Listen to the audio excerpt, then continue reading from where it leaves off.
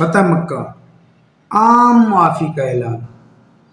آج کوئی ایسا حکمران نظر آتا ہے جو تمام طاقت کے باوجود دشمن پر قبضہ پانے کے بعد اس کو معاف کر دے؟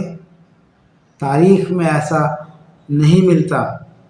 یا تو یوسف علیہ السلام نے اپنے بھائیوں کو معاف کیا تھا اور فرمایا تھا لا تثریب علیکم اليوم، کہ آج کسی سے کوئی حساب نہیں ہوگا، اور یا پھر اللہ کے نبی صلی اللہ علیہ وسلم نے فتح مکہ کے دن یہ ارشاد فرمایا کہ آج کسی کی کوئی گرفت نہیں ہوگی، کوئی بھی دشمن اپنے گھر کا دروازہ بند کر لے تو اس کو امان ہے، جو اللہ کے گھر میں آ جائے اس کو امان ہے۔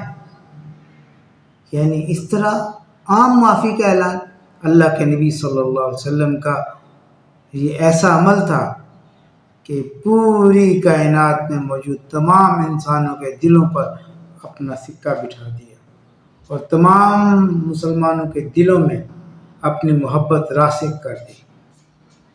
لوگ کہنے پر مجبور ہو گئے، رخ مصطفیٰ وہ کتاب ہے جو محبتوں کا نصاب ہے، یہی پیش نظر رہے مجھے، یہی پیش نظر رہے میرے، یہی رات دن میں پڑھا کروں اللہم صلی علی سیدنا و مولانا محمد، اللہم صلی علی سیدنا و مولانا محمد۔